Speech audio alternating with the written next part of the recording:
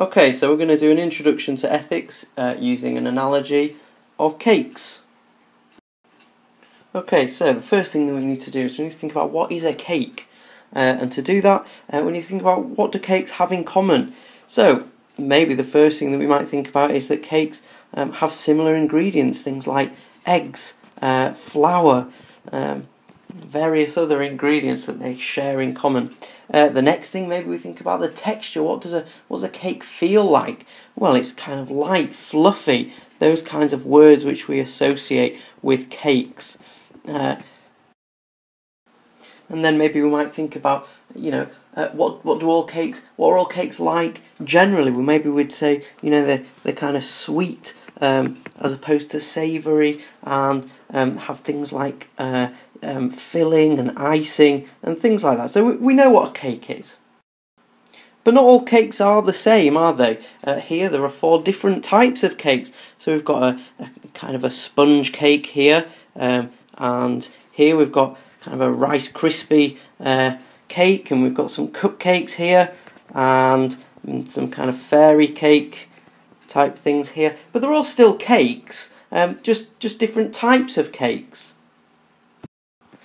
So we've got lots of different types of cakes, but let's just take one type in particular. Let's take a sponge cake. Now, not all sponge cakes are exactly the same, are they? Yes, they're made in the same way, they might have the same texture, they may use the same ingredients, but you have different flavours of sponge cake, don't you? So, here we've got a Victoria sponge cake with, nice cream and strawberry and things inside, and then here we've got a nice chocolate cake. Okay, so very, very different flavours, but we still know they're still sponge cakes because of the way that they're made and because of the way that the texture and the ingredients and so on. Now at this stage you might be sat there thinking, what on earth has any of this got to do with ethics? Well, I think ethics is a little bit like cakes in that, ethics has something in common, all ethics has something in common, but yet then you can break it down and you've got different types of ethics, and then I think actually you've got different flavours of ethics in particular. So we'll look at all of these.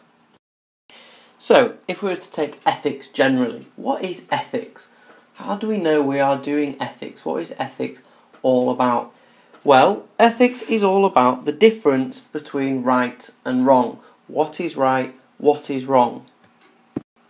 It's also about dealing with ethical issues.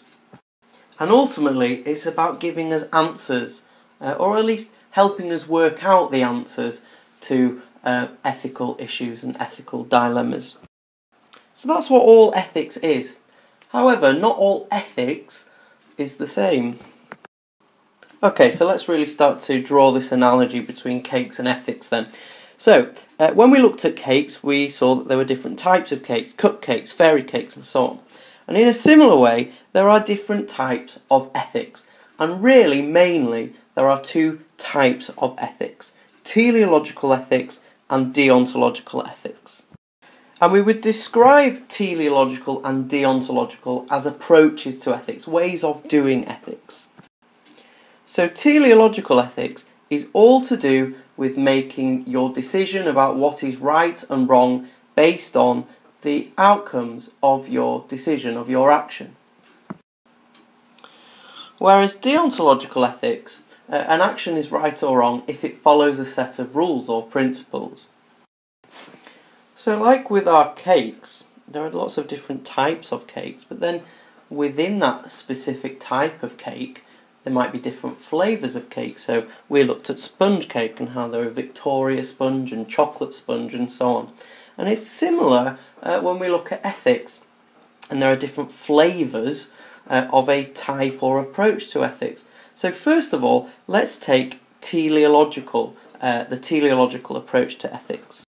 So remember, the teleological approach to ethics says that an action is right or wrong based on its consequences. So if it has good consequences, the action is good. If it has bad consequences, the action is bad.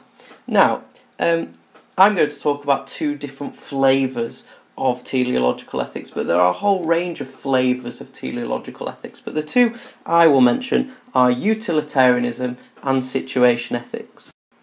Now these aren't really flavours. What they are these are different theories within the teleological approach. So, teleological is the approach, and utilitarianism and situation ethics, these are theories within that approach. So these are different flavours of the teleological approach. So they're still teleological because they both say that an action is right or wrong based on its consequences. However, they are different flavours of that. So what they think are good consequences is different. So for a utilitarian, good consequences is happiness. So if an action results in happiness, that makes the action morally good. For a situation ethicist, or a situationist, a good consequence is love. And so whatever results in love is a morally right action. So just to sum that up then, all teleological ethics judges whether an action is right or wrong based on its consequences. That's what all teleological ethical theories have in common. That's what makes them teleological.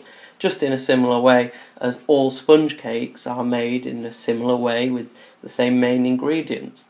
But what makes different flavours or different theories of teleological ethics is a kind of a main ingredient that is different in the different theories. And for teleological ethical theories, it's what they deem to be good consequences.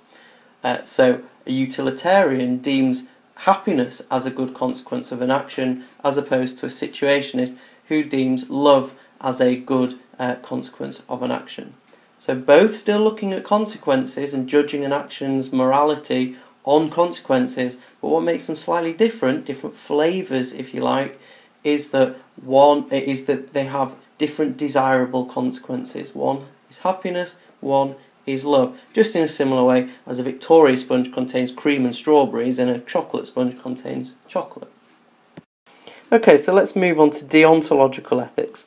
So we've looked at sponge cakes, so perhaps we could have looked at cupcakes as a different type of cake, and deontological ethics is a different type or a different approach to doing ethics. So a cupcake is a different approach to making cakes. But within cupcakes, you've got all sorts of different flavoured cupcakes. So you've got salted caramel flavoured cupcake. You've got chocolate cupcakes. You've got lemon cupcakes and so on. And so there are different flavours of cupcakes. And similarly, there are different flavours of deontological ethics. So we'll have a look at a couple here. So we've got the categorical imperative, and we have got, let's say, the Ten Commandments. So these are our different flavours of deontological ethics. They are theories, if you like, of deontological ethics. So what they have in common as deontological ethical theories is that they both deem an action to be morally right or wrong if it follows a set of rules or principles. But what makes them different flavours of deontological ethics, is that they have different principles or different rules. So the categorical imperative decides on what is right or wrong, decides on its rules, on its principles, going through 3 stages. And I'm not going to go through all 3 stages now, but what comes out at the end of those 3 stages, that then becomes a rule, and that rule must never be broken. So if the rule, let's say if the rule is do not kill, that rule must never be broken. Doesn't matter what the situation is, does not matter what the consequences of not killing are, you must never kill. And the 10 Commandments are 10 God-given rules. Thou shalt not kill, thou shalt not steal, and so on. And again, if you take those very literally as a religious person, those must not be broken.